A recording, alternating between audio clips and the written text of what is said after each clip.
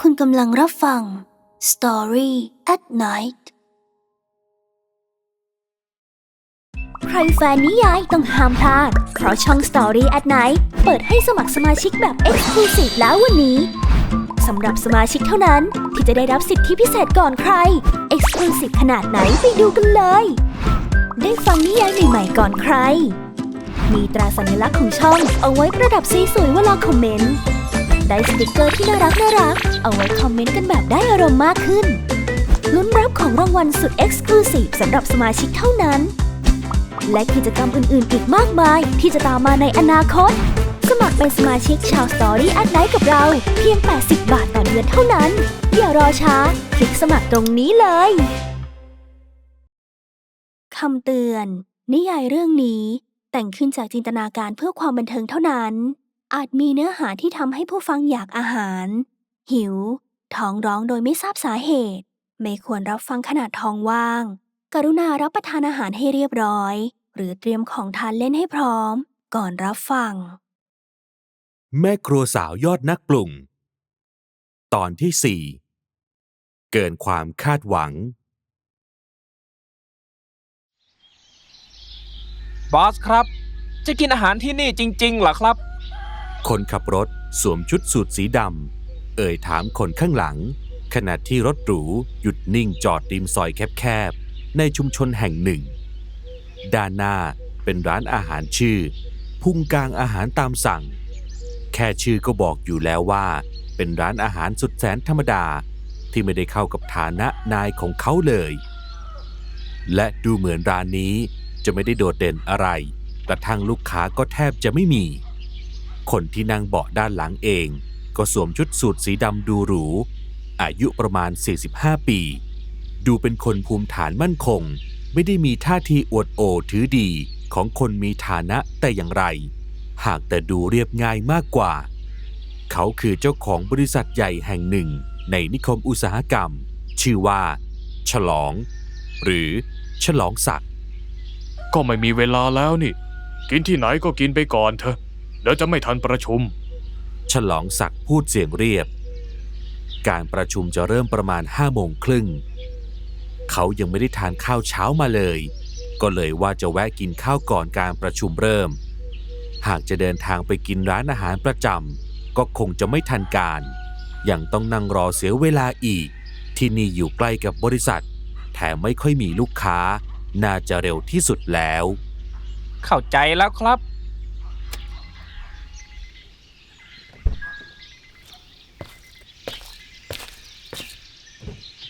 คนขับรถไม่พูดอะไรอีกออกจากรถไปก่อนจะเดินไปเปิดประตูให้กับนายฉลอง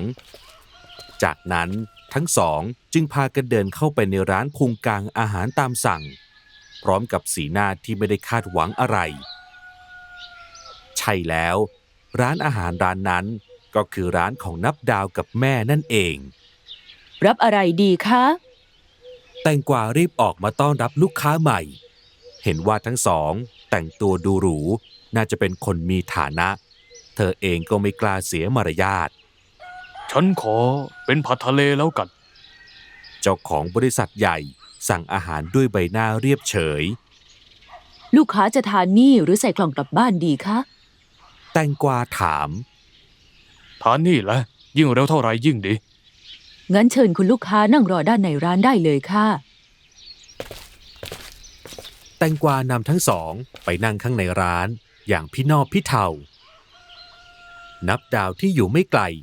มองปราดเดียวก็รู้ว่าลูกค้าท่านนี้ดูรีบๆหลังจากได้ยินออเดอร์แล้วเธอก็ไม่ได้ชักช้าเดินเข้าครัวไปเพื่อเตรียมวัตถุดิบสำหรับทำอาหารฉลองศักดิ์เดินไปนั่งที่โต๊ะข้างในร้านมองแตงกวาสลับกับมองนับดาวอย่างแปลกใจค่อยเข้าใจว่าแม่ครัวไม่ใช่หญิงวัยกลางคนที่ออกมาต้อนรับแต่เป็นเด็กสาววัยรุ่นม.ปลายนั่นต่างหากเด็กสมัยนี้ที่ทำอาหารเก่งๆหายากมากเลยนะฉลองพูดเปลยแตงกวาได้ยินแล้วก็ยิ้มแห้งเดินถือแก้วน้ำมาเสิร์ฟถึงโต๊ะพลางพูดว่า ลูกสาวฉันเพิ่งจะมาทำอาหารวันนี้วันแรกเองค่ะ ว่าไงนะครับ คนขับรถที่ยืนอยู่ข้างๆขมวดคิ้ว ทำไมคุณไม่ทำเองล่ะครับ จะให้มือใหม่มาทำอาหารให้กับบอสผม ดูจะไม่สมควรเท่าไหร่เลยนะ แตงกวาพูดพร้อมรอยยิ้ม วางใจเถอะคุณลูกค้า ถึงจะเพิ่งทำวันแรก แต่ลูกสาวฉันทำอาหารอร่อยมากเลยนะจะบอกให้ ฉลองไม่พูดอะไรอีก สายตาเพ่งมองนับดาว เขาเคยไปร้านอาหารชื่อดังมาแล้วมากมาย ได้เห็นฝีไม้ลายมือของเชฟมือฉมังมาก็มาก เพียงปลายตามองก็สามารถบอกได้ว่า ระดับฝีมือการทำอาหารของคนคนนั้นอยู่ขั้นไหน และสาววัยรุ่นตรงหน้าตอนนี้เองก็ทำให้เขารู้สึกสนใจได้ไม่น้อยเลยทีเดียว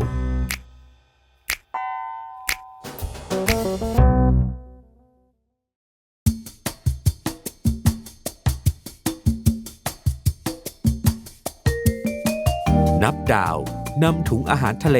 ออกมาจากตู้แช่ ในนั้นมีกุ้งสดและปลาหมึกเป็นตัวที่ล้างทำความสะอาดไว้เรียบร้อยแล้ว แต่ทว่าเธอยังไม่ทันได้ลงมือทำจู่ๆระบบก็แจ้งเตือนขึ้นมาต่อหน้า แนะนำเปิดใช้งานสกิลพรสวรรค์ของสุดยอดเชฟเพื่อการทำอาหารของคุณที่รวดเร็วยิ่งขึ้น รายละเอียดสกิลทักษะการใช้มีดและความว่องไวจะเพิ่มขึ้น 20% เป็นเวลา 5 นาทีคูลดาวน์ 1 ชั่วโมง นี่เป็นอีกหนึ่งสกิลที่ติดมากับระบบผู้ช่วย นับดาวไม่ลังเลแม้แต่น้อย เปิดใช้งานสกิล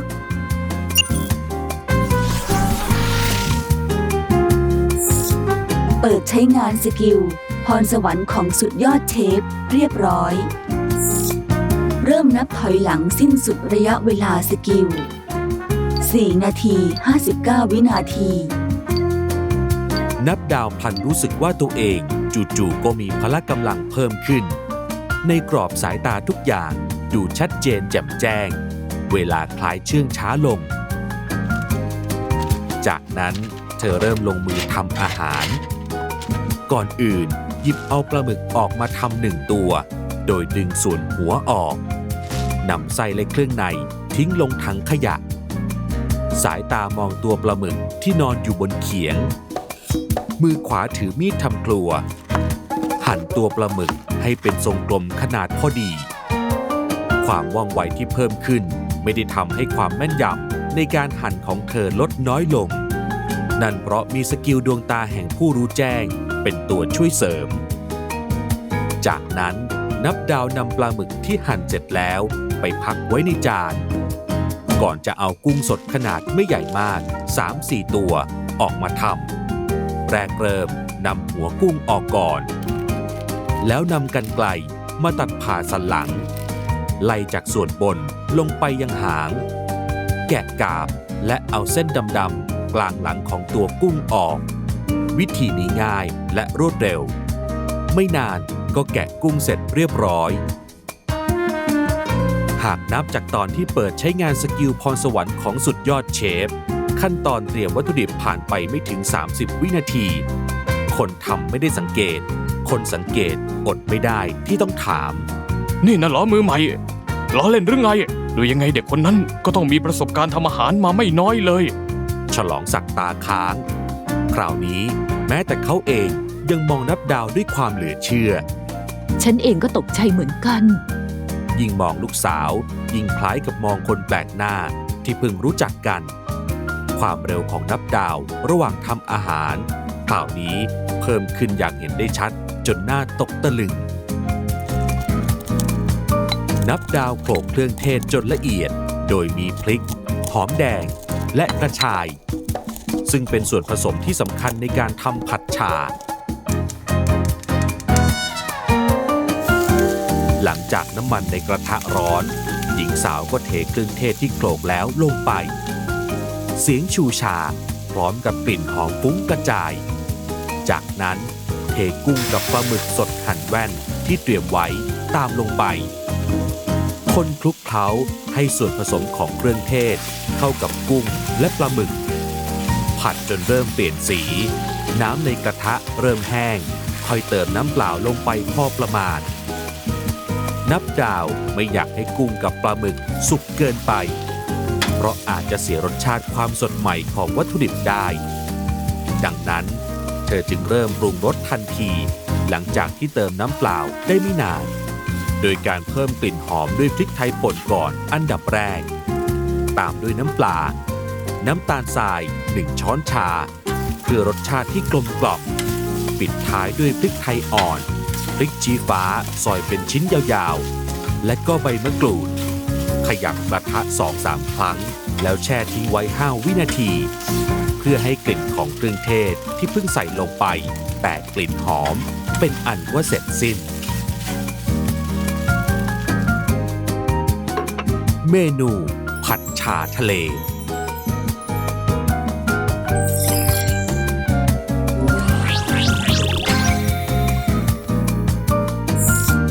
คุณได้รับค่าประสบการณ์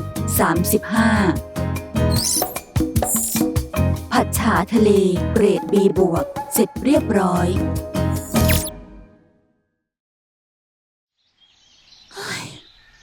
นับดาวได้แต่ถอนหายใจจนปัญญาเธอมั่นใจในฝีมือการทำอาหารทะเลของตัวเองมากแต่สุดท้ายก็ยังไปไม่ถึงเกรด A ความภาคภูมิใจในฐานะเชฟระดับแนวหน้าของประเทศถูกการประเมินของระบบทำลายจนย่อยยับไม่เป็นท่า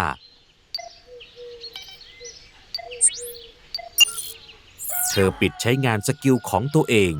ก่อนจะได้ยินเสียงแม่ดังแว่วมาลูกเป็นอะไรหรือเปล่าดูไม่ค่อยพอใจเท่าไหร่เลยนะแม่เดินมาพลางเอ่ยปากถามนับดาวยิ้มแล้วสายหัวไม่มีอะไรค่ะแม่ผัดฉ่าทะเลเสร็จแล้วแม่เอาไปเสิร์ฟให้ลูกค้าเธอถึงจะเป็นแค่เมนูอาหารเกรด B บวกในการประเมินของระบบแต่ถึงอย่างไรก็เป็นถึงอาหารฝีมือของเชฟมือฉมังอย่างเธอย่อมจะต้องสร้างความพึงพอใจแก่คนที่ได้ลิ้มลองจนลืมไม่ลงเสร็จแล้วค่ะผัดฉ่าทะเลแตงกวาเดินไปเสิร์ฟอาหารด้วยรอยยิ้มแย้มกลิ่นหอมของผัดฉ่าลอยเตะจมูกทันทีที่วางจานอาหารลงบนโต๊ะตรงหน้าชายวัยกลางคนแม้แต่คนขับรถข้างๆแค่ได้เห็นก็ต้องลอบกลืนน้ำลายมันน่าอร่อยจริงๆฉลองศักดิ์มองจานผัดฉ่าทะเลตรงหน้าสีสันสดจัดจ้านของเครื่องเทศตัวชูโรงที่โดดเด่นคือพริกชี้ฟ้าและใบมะกรูดที่สีตัดกันผสมผสานอย่างลงตัวกุ้งที่สุกกำลังพอดีปลาหมึกที่หั่นเป็นแว่นพอดีคำตกแต่งจานด้วยพริกไทยอ่อนสวยงามดูพิถีพิถันและน่าอร่อยเกินคาดทานให้อร่อยนะคะแตงกวาเอ่ยด้วยรอยยิ้ม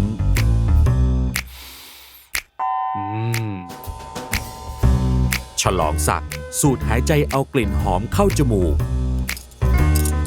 ก่อนจะหยิบช้อนซ่อมขึ้นมาเริ่มชิมจากชิ้นปลาหมึก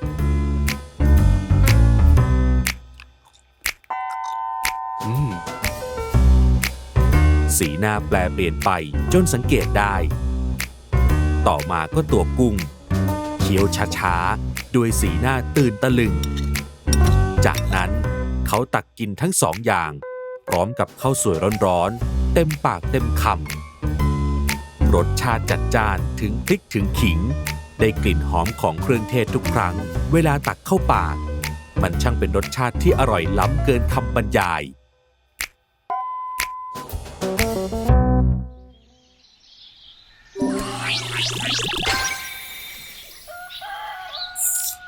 คุณได้รับแต้มความพึงพอใจ10 แต้มจากผัดฉ่าทะเลข้อความแจ้งเตือนนี้แสดงให้เห็นถึงความพึงพอใจของเขา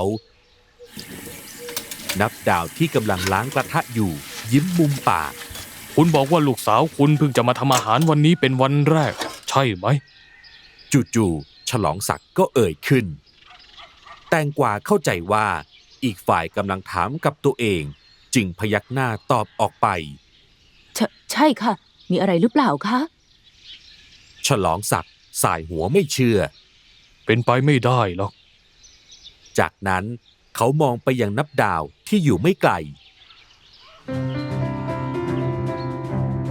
นี่เป็นผัดชาทะเลที่อร่อยไม่แพ้ฝีมือเชฟร้านอาหารชื่อดังที่ฉันเคยกินมาก่อนเลย ไม่สิ อร่อยกว่านั้นสิอีก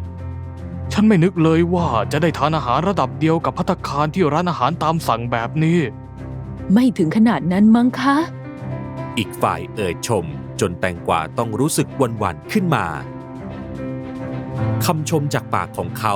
ไม่ได้เกินเลยไปแม้แต่นิดเดียว และไม่ได้ล้อเล่น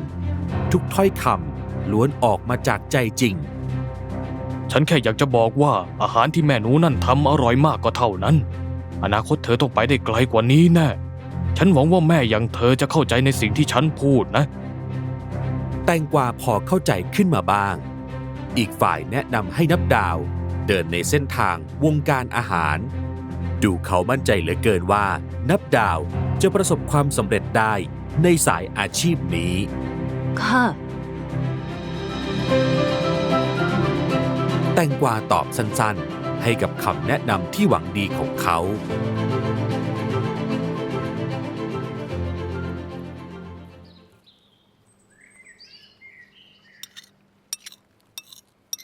ไม่นานฉลองก็กินเสร็จ แถมยังกินหมดเกลี้ยงไม่เหลือแม้แต่เศษข้าว และยังยืนกรานจะจ่ายค่าอาหารเป็นเงิน500 บาท แตงกวาปฏิเสธพอเป็นพิธีค่อยรับเงินมา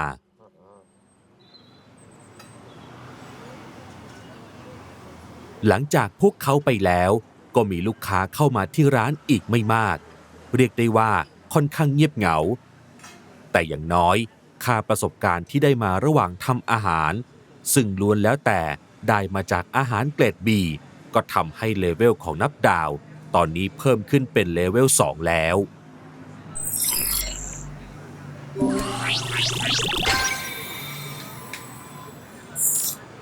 ยินดีด้วยคุณเลเวล 2 แล้ว รายละเอียดเลเวลอัพ ทุกๆการเลเวลอัพค่าสถานะทั้งหมดของคุณจะเพิ่มขึ้น2 หน่วย ปลดล็อกภารกิจรายวัน รายละเอียด เมื่อคุณสำเร็จภารกิจรายวันจะได้รับของรางวัลที่กำหนด ภารกิจรายวันจะเริ่มในอีก15 ชั่วโมง 34 นาที 15 ชั่วโมง ก็พรุ่งนี้นะสิ นับดาวเอ่ยพึมพำก่อนจะปิดหน้าต่างระบบลง มันยังคงแจ้งเตือนทุกครั้งที่เธอมีการคืบหน้า แต่ว่านับดาวก็ไม่ได้ใส่ใจกับมันมากนัก เพราะวันนี้ใกล้จะสิ้นสุด1 วันของเธอในโลกแห่งนี้แล้ว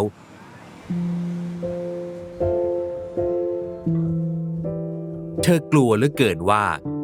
วันนี้มันจะเป็นแค่ความฝัน กลัวเหลือเกินว่าพอตื่นเช้ามาอีกวัน เธอก็จะกลับไปเป็นเหมือนเดิมอีกครั้ง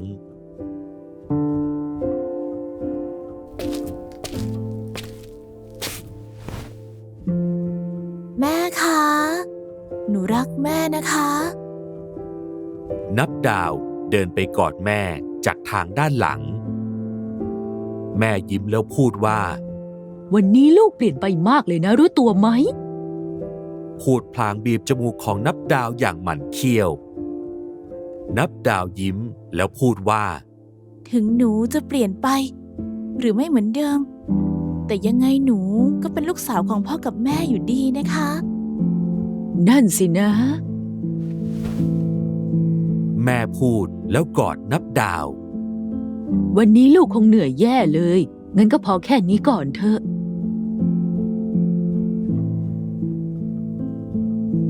สวัสดีครับผมฉลองศักดิ์ที่มากินร้านอาหารพุงกลางของนับดาวครับ แต่ก็น่าแปลกใจจริงๆที่เด็กอายุเท่านี้ทำอาหารได้ยอดเยี่ยมมาก คือผมที่จริงแล้ว ๆว่าไง วันนี้ผมขับรถให้ท่านยังไม่ได้ทานข้าวเช้าเลยครับเฮ้ยพอเห็นข้าวที่ท่านทานแล้ว มันน่าทานจริงๆครับ ตอนแรกก็สบประมาทเขาไว้นี่ งั้นเป็นกำลังใจให้ Story at Night ด้วยนะ ฝากกดไลค์ กดแชร์ และกดอะไรนะ Subscribe ครับท่าน นั่นแหละ Subscribe ปุ่มสีแดงๆ แล้วก็กดกระดิ่งแจ้งเตือนด้วยนะ เจอกันคลิปหน้า โอ้ยหิว